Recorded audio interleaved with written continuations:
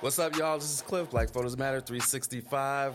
Welcome back to another episode of Unnamed and Unbound. It's the Black Voters Matter podcast, which is so dope that we couldn't even name it. So it's unnamed and it's unbound. So anyway, we are so excited. I'm so excited to be here today. Y'all know I'm excited every episode, but today I'm super extra dope excited because we have with us none other than organizer extraordinaire, movement strategist, former ED, co-ED of Highlander, but just the dopest, one of the dopest organizers I know. You can see her on like Working Family stuff. You can see her on some of the No King stuff. But today we got her right here at Black Voters Matter. My good sis, Ash-Lee Henderson. How you doing? You know, it's been a wild couple of weeks. I've been paying rent in these capitals with you for the last couple of weeks. That's right. You know, all things considered, doing all right, and just so honored and blessed to be here with y'all. Oh no, shoot, the blessing and honor is all ours. And so let's get into it because, as you just said, we've been in a bunch of these capitals, right? We were in Tennessee and Nashville on the day when they passed their rigged up map splitting up Memphis. We're going to talk a lot about Memphis today, right? We were in Montgomery, that's right, for All Roads Lead to the South on May 16th. Great day, good turnout, great energy. And one of the things that we've been telling people is that event, that day, wasn't just about one day, right? It was a kickoff of a whole, what many people call them Freedom Summer, Freedom Fall, which is going to have a bunch of different actions all throughout the rest of the year. Some of those are going to be like focused on voting, because at the end of the day, we know we got to turn our folks out in these elections, assuming there is a November election, right? And so, but that's not the only strategy, right? And so somewhere in the mix, there's been a lot of discussion around like what's the role of economic action in all of this, right? And so I'm gonna pose that question to you: like, is there a space for economic action as we're thinking about what this Freedom Summer, Freedom Fall, and what our response to this, gutting of the Voting Rights Act and gerrymandering and rigging up all these districts? Like, what's the role of economic action amongst all the other tactics that we have to look at? I mean, a couple of things. One, I want to start with just how important it's been for Black Voters Matter to be on the ground in literally every southern state that immediately called to gerrymander our districts after Calais happened. So just gratitude for you and Latasha and the team and April and everybody for just, not letting us suffer by ourselves and like actually being a part of the capacity building to give us some fight back. It's really meant the world to all of us. It's been a big coalition. Man, yes. And wrangling coalitions is work. God. So thank you. Yes. The second thing I want to say is, y'all, like, I promise you that at this big age, none of us are calling for distributed actions or days of action thinking that is going to be the end of the fight. Right. I promise we don't have to argue that anymore. That's we all are thinking about that as one tactical intervention. And that's how I think about economic noncompliance or economic pressure campaigns. It's like it's yet another tactic in our tactical toolbox to fight, to stop or slow down this authoritarian threat or any threat that's coming to Black communities, any community, any suffering or marginalized or targeted community. Right. So when I think about what I hear, because, I believe that organizing is being embedded in a community. So in my community that I'm embedded, the communities I'm embedded in, often when we start talking about economic pressure campaigns, what folks hear is boycott. Boycott, yep. Every time. And Montgomery. Yeah, exactly. And you should think about Montgomery. Right. If you were going to think about a boycott, Montgomery is the one, right? And there was a piece of it that was boycotting the buses, but there was a whole nother series of tactical interventions that were not just about blocking segregation or white nationalism and supremacy or anti-Black racism, but was about building Black infrastructure so that folks didn't miss a day at work, so that folks got where they needed to go, so that money flowed into Black infrastructure, right? Like there was the Montgomery Improvement Association as well. That's right. And so it wasn't even just simply about the economic fight against a thing. It was also how do we increase our own economic power and interdependency so we're not in these codependent relationships with infrastructure led by white folks that don't love us, right? Like that's a really critical piece to understanding the Montgomery bus boycott. Yeah. But even more than that, there are probably more tactics than I can even think of in relationship to how to target billionaires, target corporations. And I think it's particularly important as we're thinking about elections and voting rights because let's just go back to Tennessee for a second. I know we don't want to, but let's time travel back. And you're a little biased. I'm very biased. I'm a Tennessee supremacist. That's right. But let's travel back. So we're in the Capitol on Thursday. The legislature has just passed our gerrymandered maps that broke up the only black majority district in our state. Right.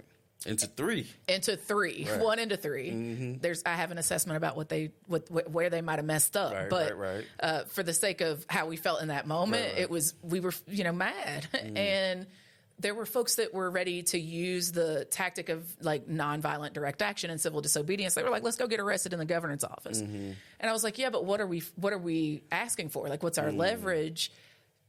They just passed the map. Right. He's going to sign the map. He called this legislative session because Donald Trump called him and told him to. We're not going to really stop that. So if we're going to do it, let's figure it out. And one of the things that I had been thinking about a lot and talking to people across the country about was, what could we do that forces the government to respond to our demands? And what would that demand be? Right. And what I thought about when I thought about Memphis, which is where my daddy's from, I go to church in Memphis, shout out to Christ Missionary and Gina Stewart. What I was thinking about is it's a supply chain city. It's a hub, right? FedEx is based there.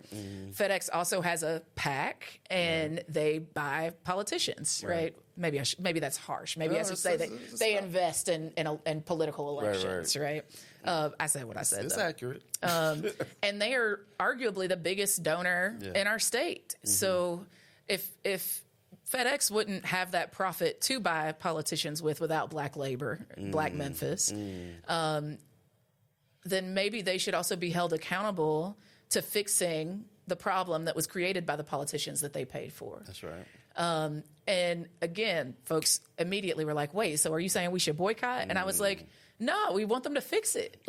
If we have to boycott, we should and we will. But we don't have to start there. We could start with, using our people power to push them to do the right thing. We've seen corporations actually bend to that without a boycott before, including FedEx, right? You remember when the Washington football team had to change their name because indigenous communities, including Illuminative and others, got together, built a coalition, and in days got FedEx to put out a public statement saying that they believe that the name should change, right? So we know that can work. And I think that we have seen successful boycotts, whether it's Montgomery or, the fight to end apartheid in South Africa or, even arguably the amount of black people that mobilized around the Target boycott in the 21st century. Or, we ain't buying it. Shout out to We Ain't Buying It. Even after the initial launch of the Target fast. But I think that there are other tactics that we also can employ that puts pressure on corporate power, that put pressure on cash wealthy people that are buying these elections. And until we get money out of politics, we can't afford to not utilize that tactic. Right. And that's really there's always been these different pieces, like you said, even with the Target, you've got let's not buy there, right? But you've got a shareholder strategy. You've got some direct action parts of that. You've got some stuff talk about the workers, in Target. And so with all of these actions, it's really, even with right now, there's a lot of people talking about SEC boycott, right?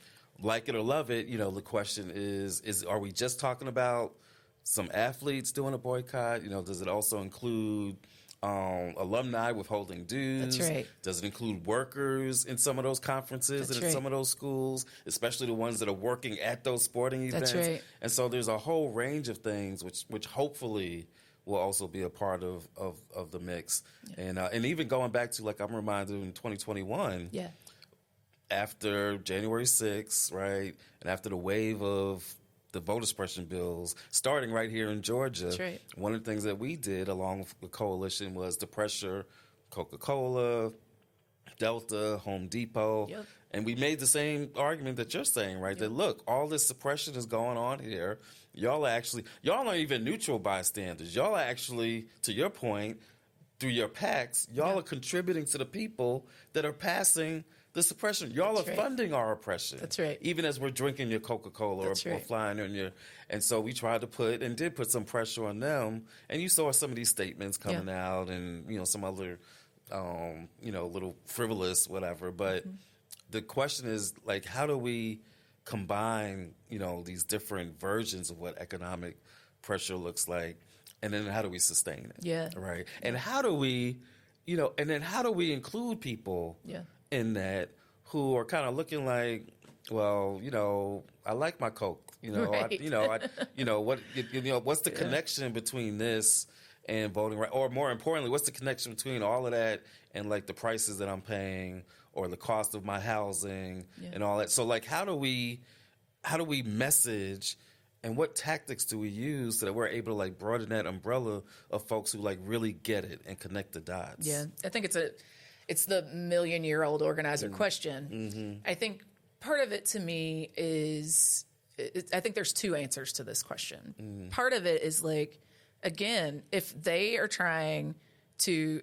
being the politicians, are doing everything to consolidate their wealth and power at the expense of your community.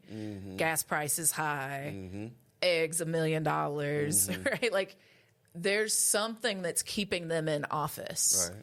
Some of that certainly is that there's some people that vote them in. There's also another real part of it that's a lot of us aren't voting. And don't get me wrong, my mom's a Black Panther, that. I wasn't taught that voting was the only way to get free, and I still don't believe that. None of us do. But what we do believe, even here at Black Voters Matter, we don't believe we're that. not dumb. I wish people just knew. Like we read a little bit. You know what I mean? We know history a little bit. Right. So no one would argue that it's the only path. But what's real? Two things are real. One is that I do believe the frequent saying that they wouldn't be fighting to take it away from us so much if it didn't matter. Right. And I also believe that even if it didn't matter that much, if it's a way for me to have some more self-determination about what happens in my neighborhood, then I'm going to do it. That's right. I'm going to do it. I'm going to pay dues to organizations that make decisions and set agendas for my neighborhood so that I can be a part of a conversation. Same thing with voting. And I think the other piece of it for organizers and activists that want to be in right relationship with community, it goes back to relational organizing. Charlie Cobb taught me, I was having a little bit of a crisis of faith in like our ability to organize for real, because everybody said they were base building, but I wasn't seeing a whole lot of base. Right.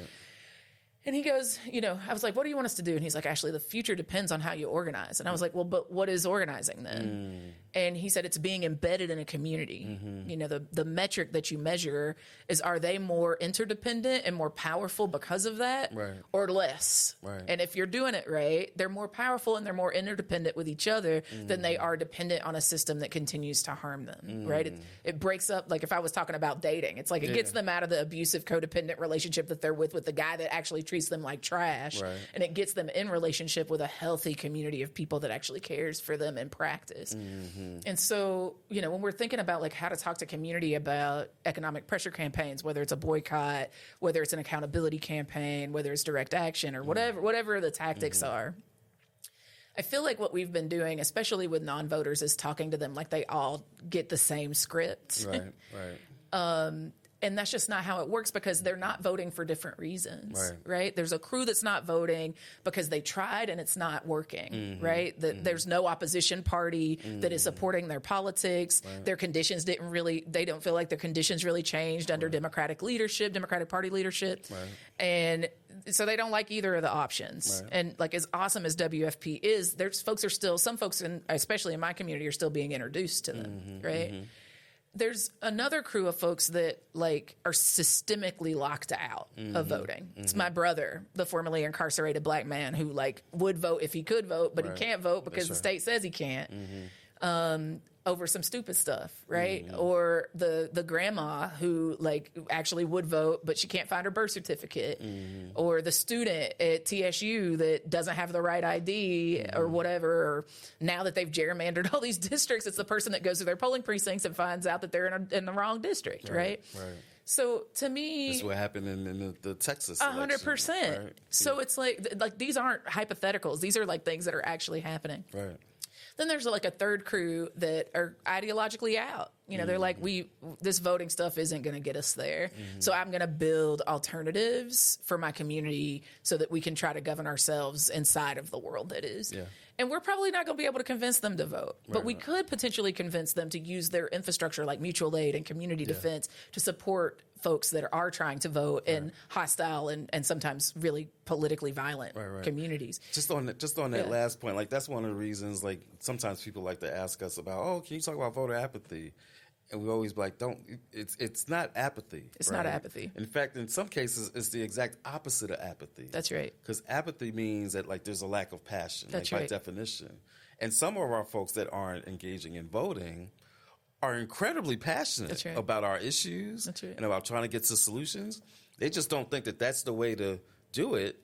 But like they're not apathetic because they're organizing mutual aid. 100%. They're organizing different types of protest or whatever it is. They're building business, whatever it is. They're feeding kids, all of that. That's right. And so you're right, like having these, understanding that there's these different segments of our communities that aren't participating for different reasons and then being able to communicate effectively. To their need, right? Each according to their need. And I think that because we haven't been embedded in community, we've lost sight of being able to see where our people are actually at and meet them there and then organize together, sharing resources, sharing positionality and access to power to be able to move them towards strategic interventions that are tactical. And so, it's not like I need to go to my brother or that grandma and be like, you've got to vote. It's the most important election of your life. And when they're like, but I can't, or I tried, we don't have a plan for that.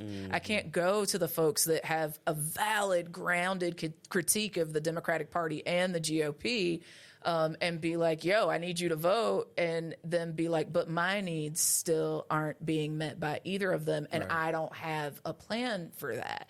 So it's like our narrative interventions with those folks and our tactical interventions with those folks to mobilize them have to be different. If we do GOTV like GOTV traditionally gets done, where they don't see you all year, and then you go and you knock the door, you make the ask, and then you leave, and they don't see you again until it's October or August of another year, election year, and you expect them to mobilize. The people have already made that very clear. They're not going to do it. 80 depends on who you ask, but somewhere between 88 and 90 million people did not vote in 2024.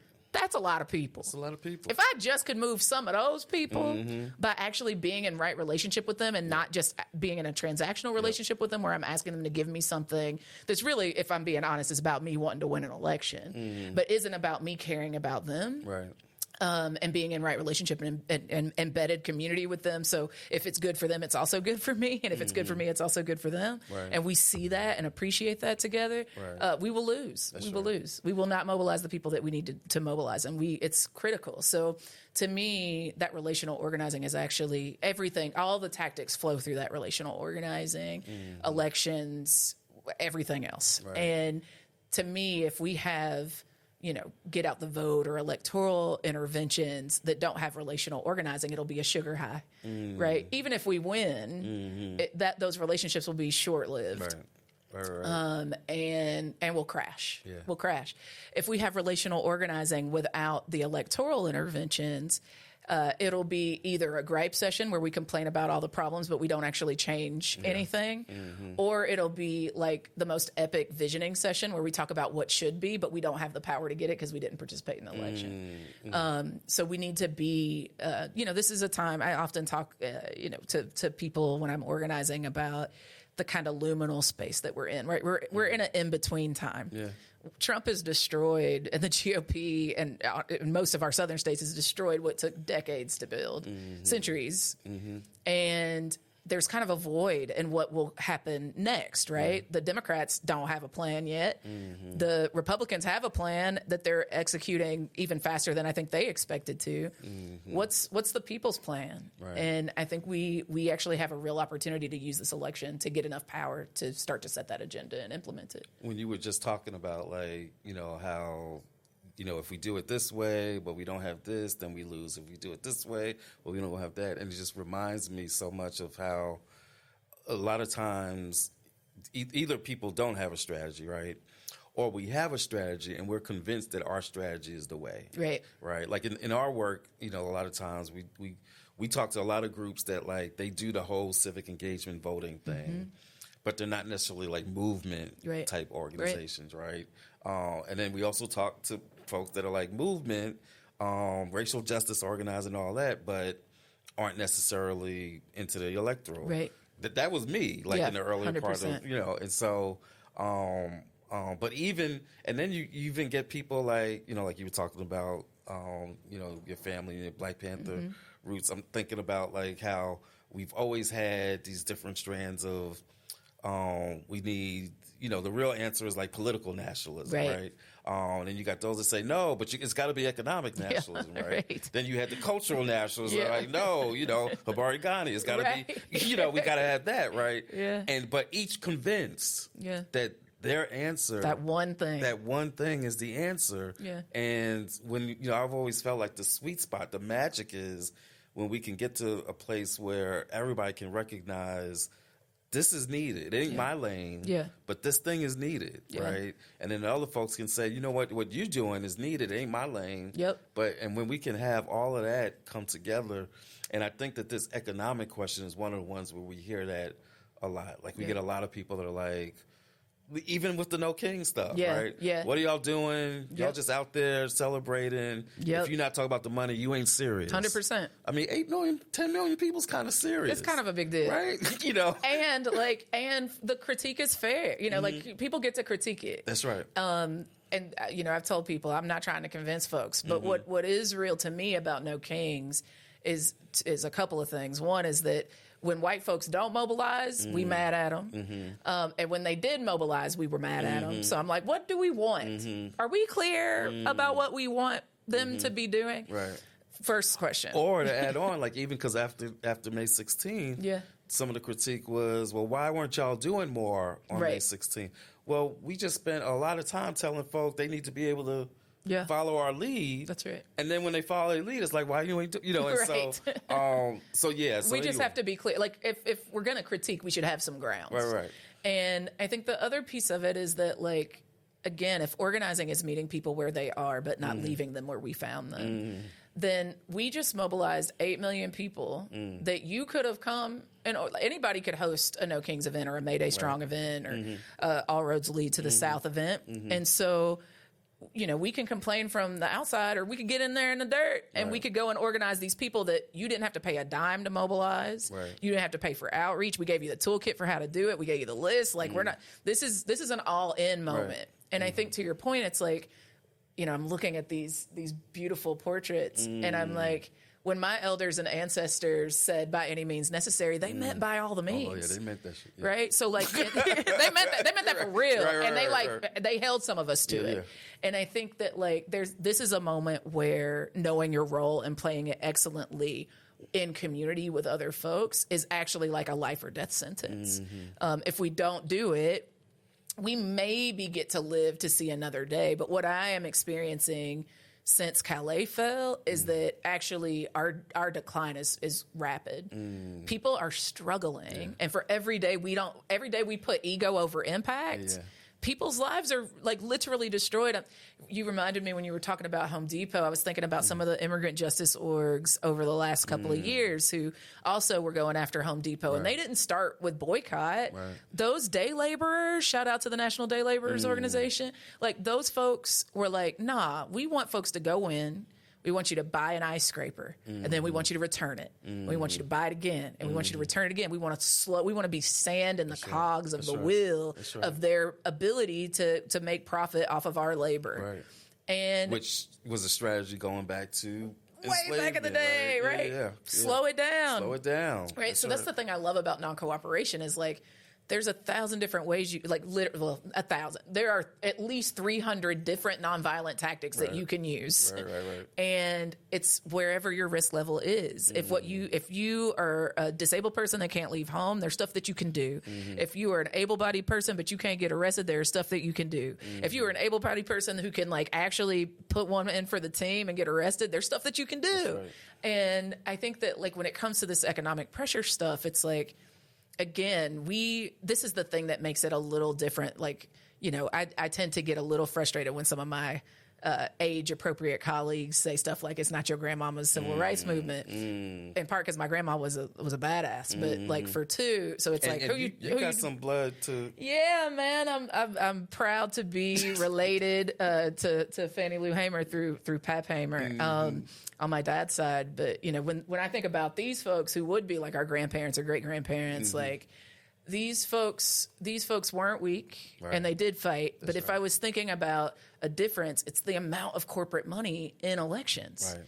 The amount of control that corporations have, tech oligarchy dudes that are making decisions about our lives every day. You can't really be on the internet and not be impacted by AI right now. Those guys are making critical decisions about how the world will be, and it's time that our generational responsibility is to figure out, one, how to get their money out of politics, but two, while their money is in politics, hold them accountable to the elections that they're stealing. Right. That's right. It's interesting because, talking about Fannie Lou Hamer and this economic thing, right? Yeah. Because a lot of people know her because of, Freedom Summer and Mississippi Freedom Democrats, and don't know as much about like the economic work. She was about that work. Yeah. She was about building economic alternatives for Black people.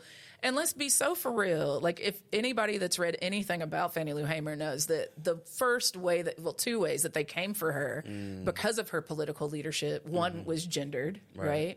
She was sterilized without her consent. Right.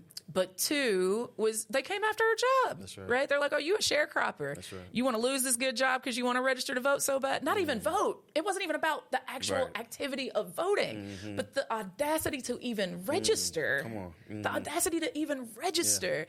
Was enough that I could take your job. That's right. And that's what we're being told. We're being told that, like, oh, you elected Justin Jones, you elected Justin Pearson, you elected folks like Tommy F. Brown back in the day. Oh, okay, then we're gonna like make it economically impossible for you to survive staying in this place. That's right.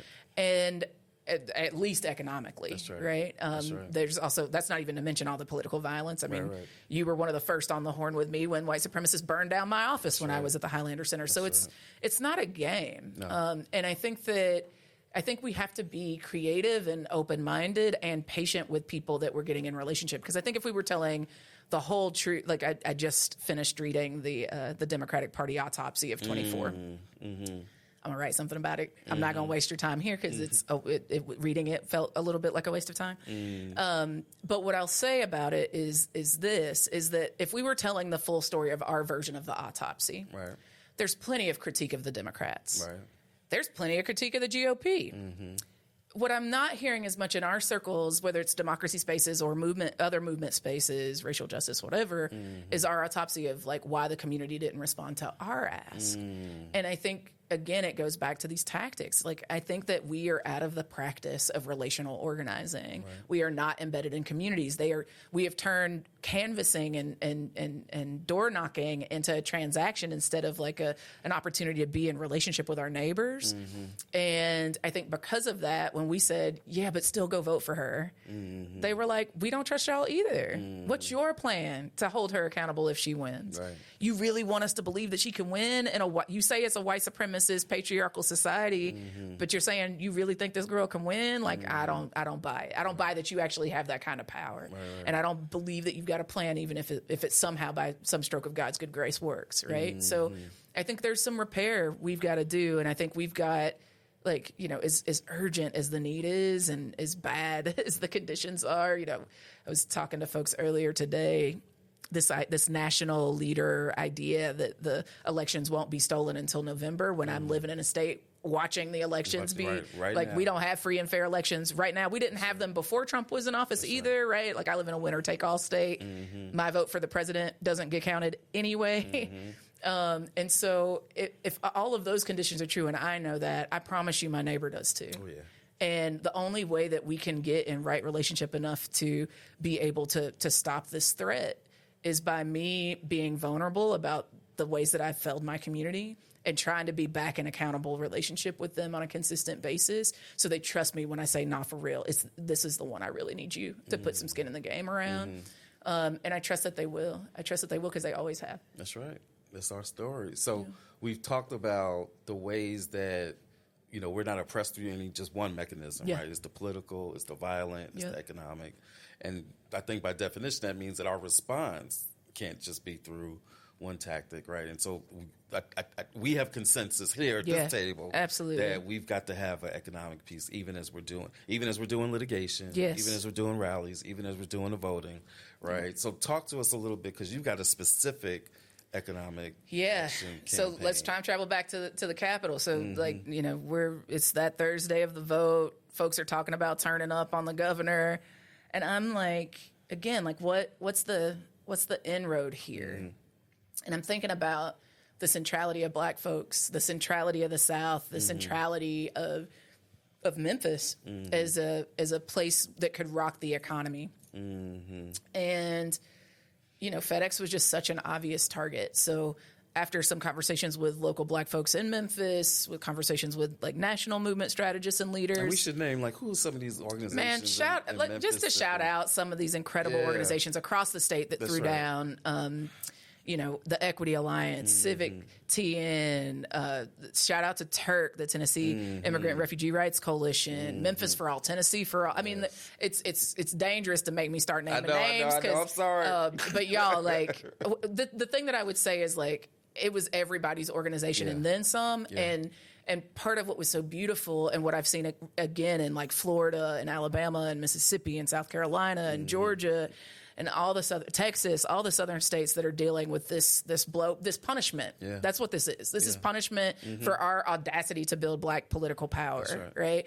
And what I've seen is people be like, I want all of us to be on the mic. I want all of us to know our role and play it excellently. We need all of us right now. And so for every single organization, named and unnamed in Tennessee, like, we really, I'm proud of us. Yeah. I'm proud of us, despite the decision that was made by the GOP. Right. I am so proud of the fight that folks have given, and they haven't stopped. That's right. So I think that, the thing that came to me was, like, again, like, our protest isn't sufficient. It's necessary, but it's insufficient at getting them to respond positively to what we want.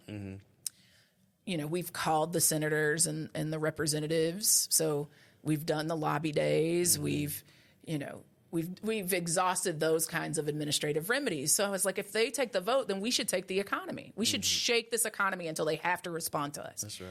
And when I was thinking about how that could happen in Tennessee, and again, knowing that FedEx is the biggest political contributor, at least amongst them in our state, I was like, oh yeah, we should go get them. And we should give them an opportunity to do the right thing. They don't get to be silent when they paid for these politicians who just gerrymandered our maps. Right. Especially when we make them all this money. We literally, Black folks are employed by FedEx. Black folks utilize their services. Right. They are all over the country. And I was also, like, just to be honest, I was on some short-sighted stuff, Cliff, because I was thinking, like, how do we get the rest of this country to care about what's happening down here and give them something that they can do that supports us, that isn't just, coming and saving the endangered Black Southerner. Right. And then I talked to my friends in labor, and they were like, girl, FedEx got hubs all over the world, South Korea, right? Like, all over the world. This could be a global fight against how capital is impacting the support of fascistic movements taking political power. Right. And so I literally left the press conference after the vote. I got in my car. I wrote some notes down. I drove home, and I wrote a strategy that we called Fix It FedEx.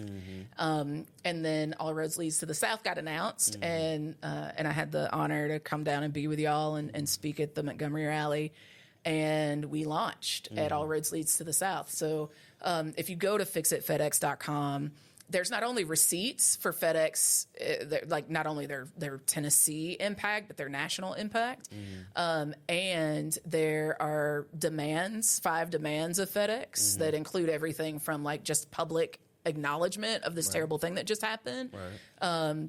That there's a demand around them putting money in to make sure that we can do the GOTV work necessary to undo the harm that they've done, and make sure that Black folks actually get to vote and participate in all 3 of the new districts. And to be real, it's even more than 3, because Nashville had been split before that. Right.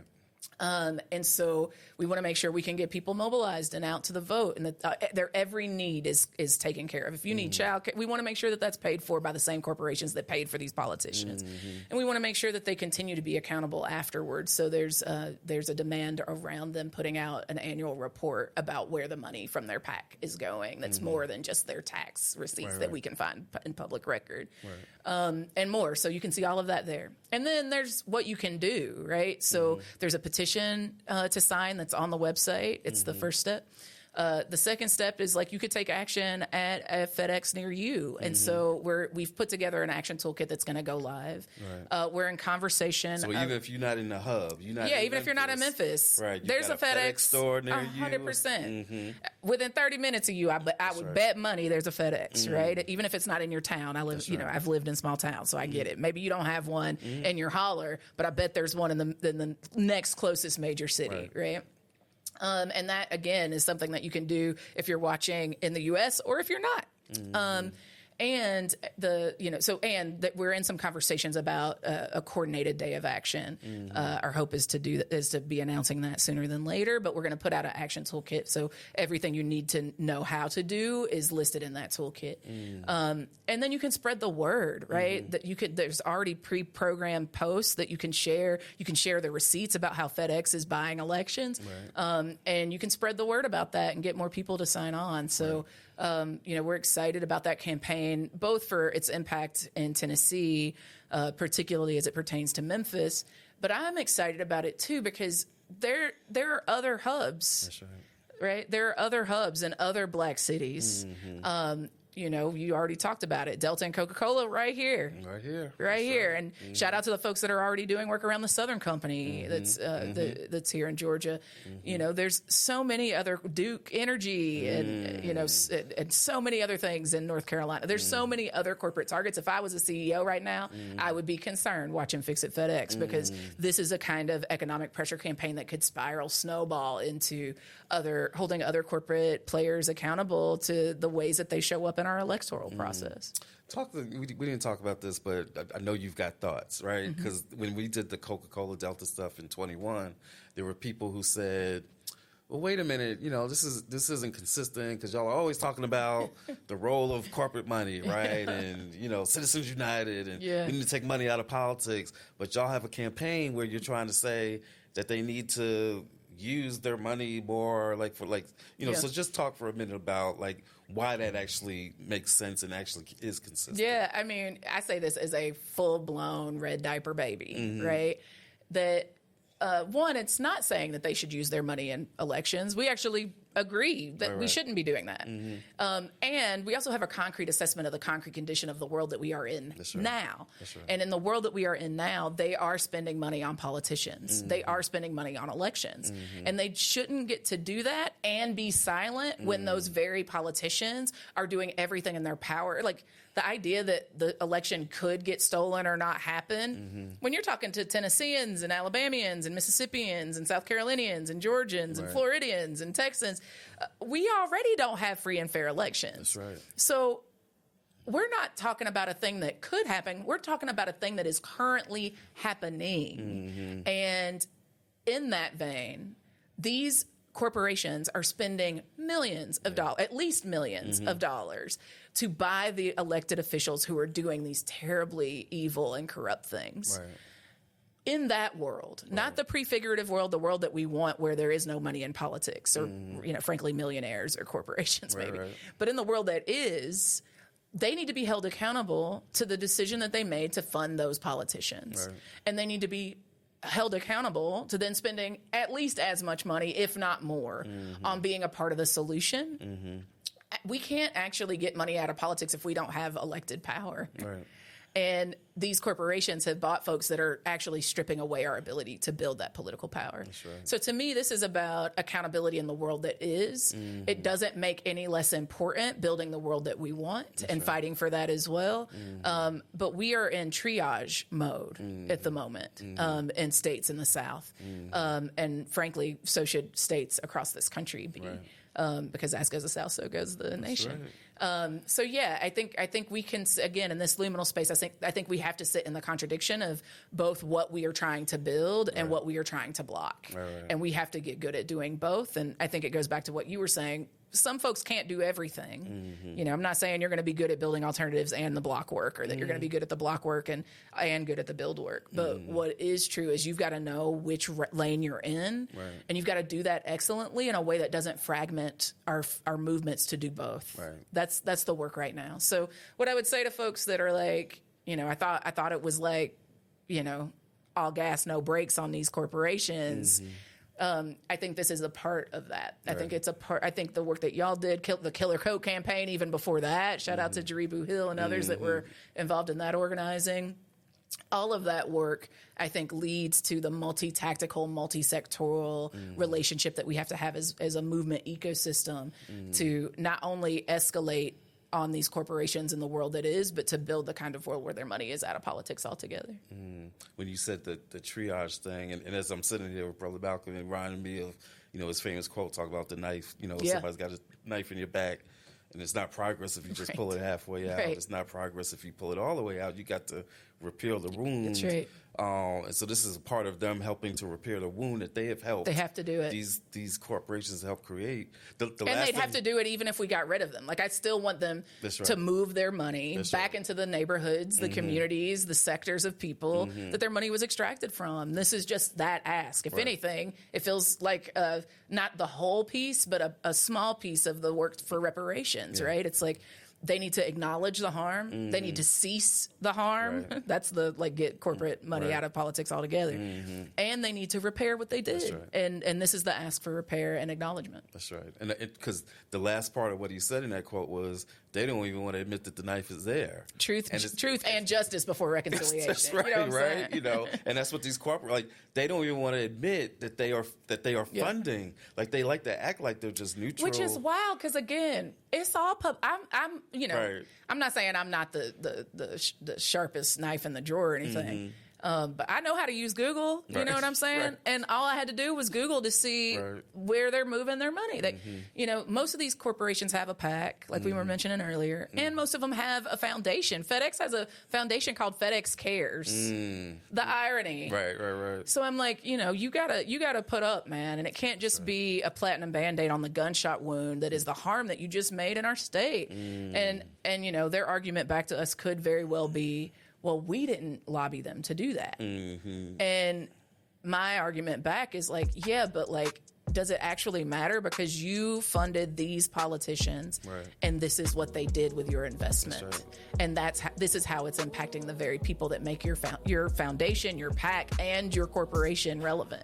So you've got to help. Yeah. You gotta help. So let's tell them again how they, because I think one of the main points you made is that there's ways for folks to get involved, definitely in Memphis and Tennessee, but really wherever you are.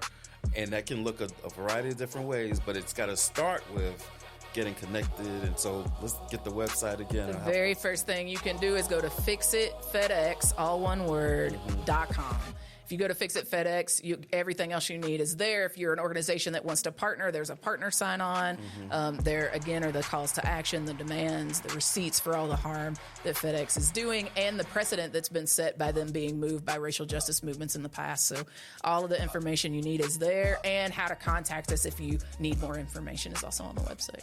All right, so y'all got the contact info. You just heard it from our good sis, Ash-Lee. If you're one of the folks who's been out here talking about, oh, y'all ain't about nothing. If you ain't about the money, then you ain't about... Here's your chance. That's right. Like, here's your chance to lean into a way that actually deals with this economic pressure and these corporations and getting some real tangibles, right, and all that good stuff. This is your chance. So fixitfedex.com. That's it. Right? Go to the website, get the information, spread the word, share the info, and get involved, because as we always say, everybody we touch is an organizer. Everybody we touch has a role to play. So I'm so excited. I'm so glad you were able to stop by. Yeah, the honor is mine. It won't be the last time. No, I'd live here now. It's a wrap. All right. Y'all heard it. We got it recorded. So y'all, we hope that y'all have enjoyed and been informed by this episode of Unnamed and Unbound. Spread the word, like it, share it, all the good stuff on all the platforms. And we'll catch you on the next episode. Black Voters Matter 365.